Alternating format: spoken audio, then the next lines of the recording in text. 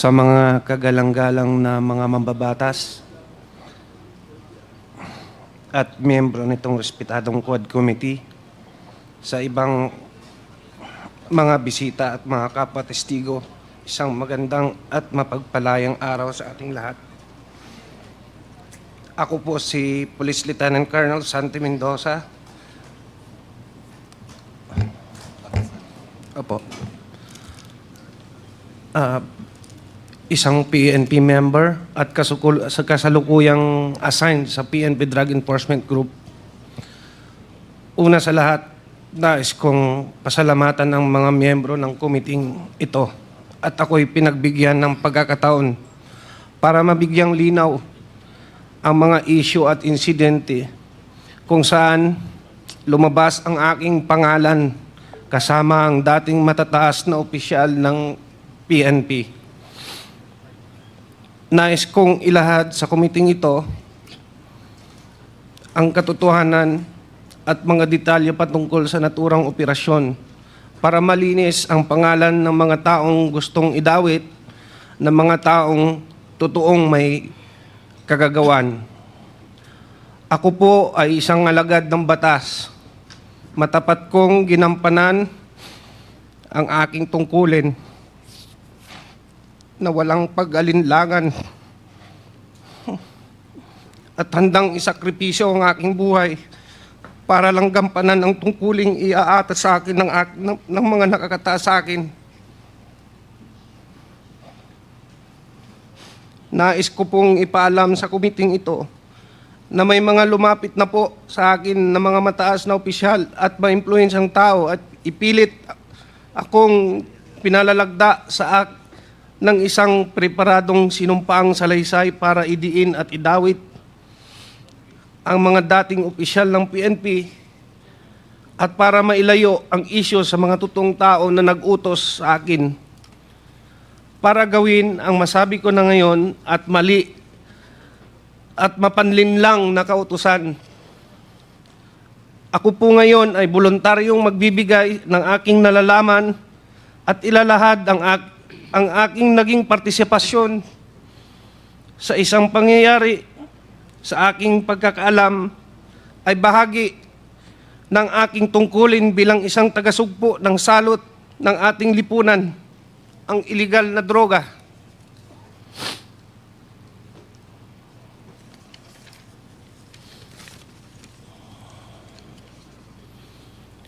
Ngunit ako po ay nalinlang at napaniwala ang ibinigay na tasking sa akin ay makakatulong laban sa droga, subalit ito pala ay ginamit sa kasangkapan para sa pansariling interes at masamang layunin. Ang paghahayag kong ito ay maglalagay sa panganib hindi lamang sa aking buhay, kundi kasama din ng aking pamilya. Subalit ako ay may tungkulin na iwasto ang aking naging pagkukulang dahil ako ay nalinlang, kaya't panindigan at haharapin ko kung anuman ang kahantungan ng aking paglalahad ng katotohanan kahit ito ay maging katumbas ng aking buhay. Sana po sa aking paglabas at pagsabi ng totoo ay maibsan ang hinagpis at mabigyan ng hustisya si Attorney Wesley Barayuga at linisin ang pangalan ng mga taong idinawit lamang dito at panagutin ng tunay na may kasalanan. Sa panguli, taos-puso po akong humingi ng patawad sa mga taong naapektuhan ng pangyayaring ito, lalong-lalo na po sa pamilya Barayuga na naulila dahil sa maling gawa at panlilinlang ng taong may kinalaman nito.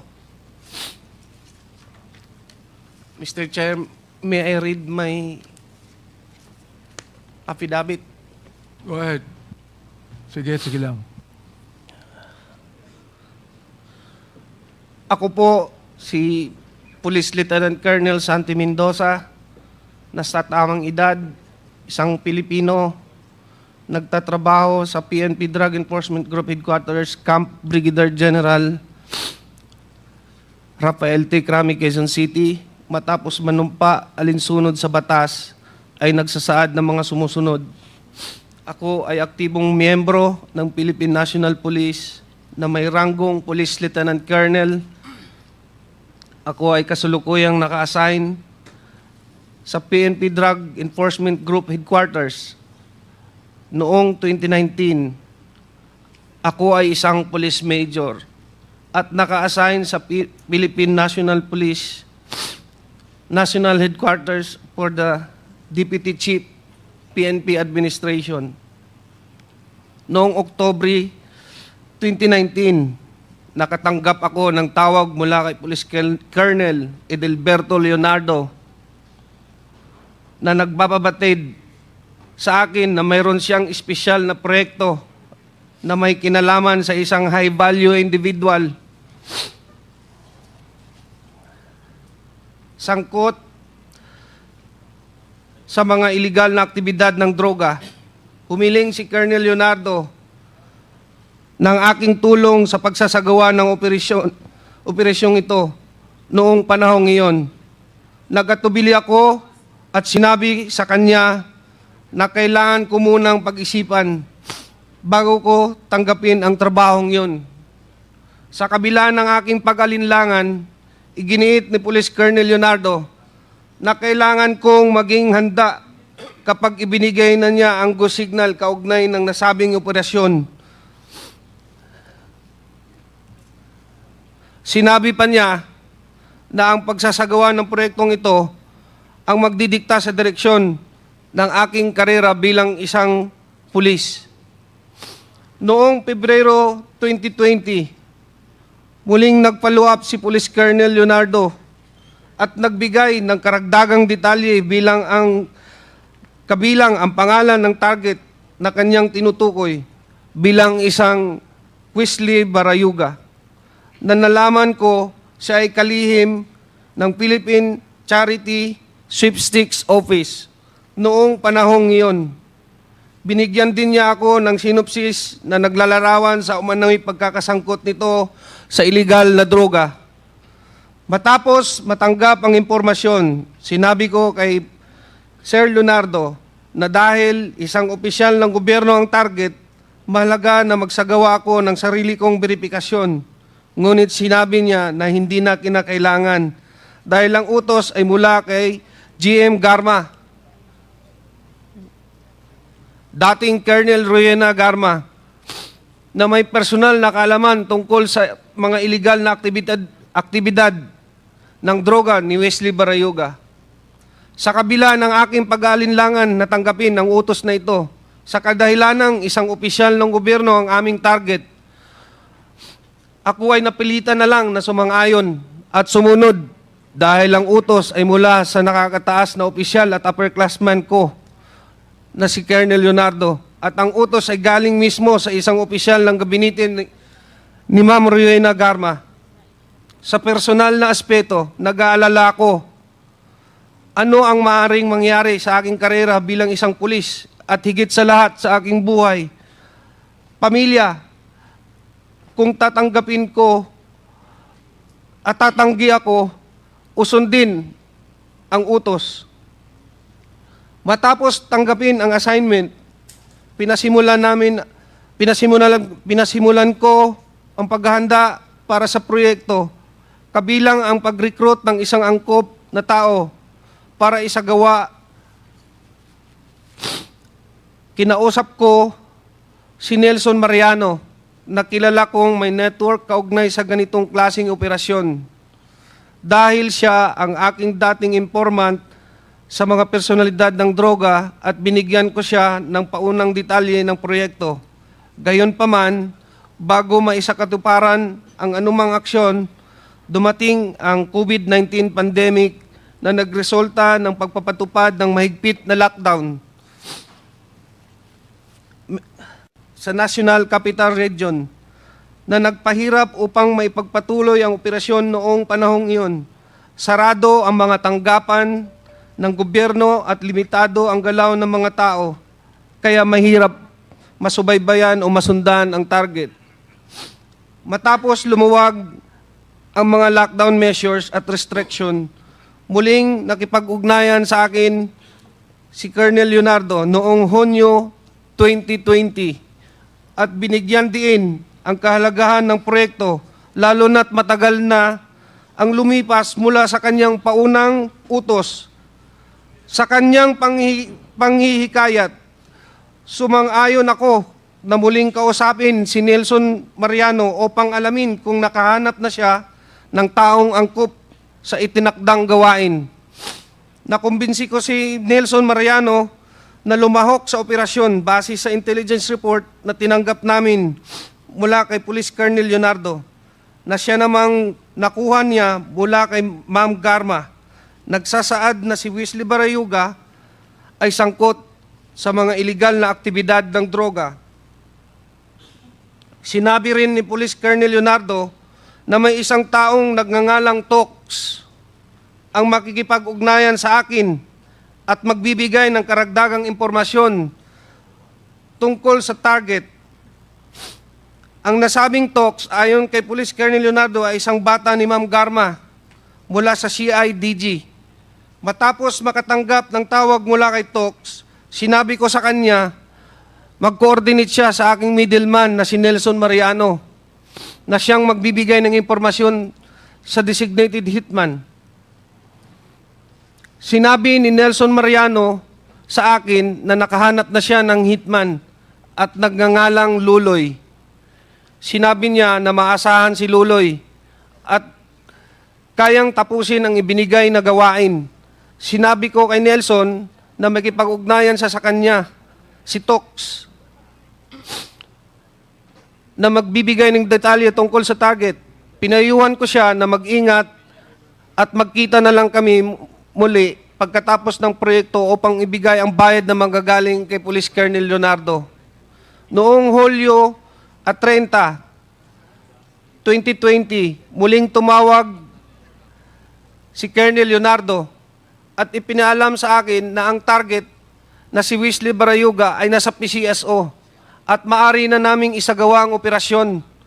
Ipinadala niya sa akin ang larawan ni Wesley Barayuga habang ito ay nasa conference meeting sa loob ng PCSO. Sinabi ni Colonel Leonardo na ang larawan ni Wesley Barayuga ay kinuha at ipinadala sa kanya ni Ma'am Garma. Sinabi rin ni Colonel Leonardo na hindi kami mahihirapan sa pagsasagawa ng operasyon dahil nag-issue na si Ma'am Garma ng isang service vehicle para gamitin ni Wesley Barayuga at binigay sa akin ang description at plate number ng sasakyan. Sinabi niya na maari na naming tirahin si Wesley Barayuga pagkatapos niyang lumabas sa gusali. Ipinasa ko ang lahat ng impormasyong ito kay Nelson Mariano. Matapos na matagumpay na naisagawa ang operasyon, ipinaalam sa akin ni Police Colonel Leonardo na si Ma'am Garma ay nagbigay ng 300,000 bilang kabayaran para sa aming trabaho. At ito ay iaabot ni Tox sa aking middleman na si Nelson Mariano. At nang magkita kami ni Nelson, inabot niya sa akin ng halagang 40,000 bilang aking bahagi sa kabayaran.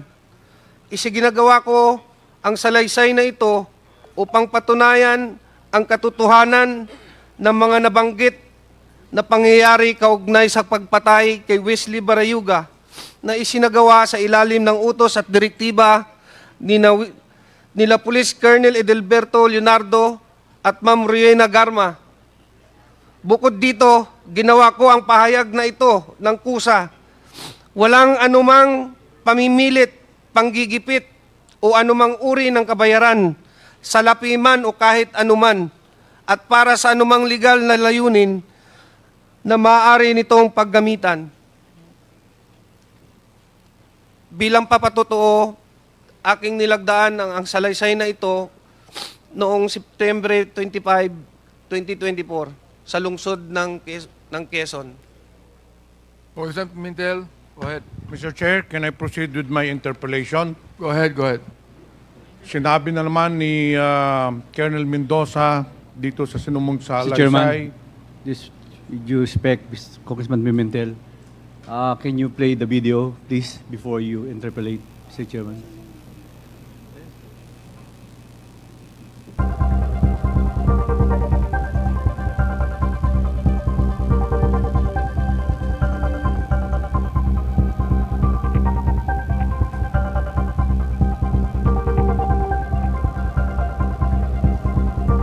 Colonel Santi, ito ba yung sasalaysay mo? Ito ba yung sasalaysay mo? Nakita natin sa video. Opo, Your Honor. Thank you, Mr. Chairman. Mr. Chair, yung nakita po ninyong may video ngayon, lalo na doon sa mga nandito, yung po ay pangyayari noong July 30, 2020, kung saan pinaslang si Attorney Wesley Barayuga.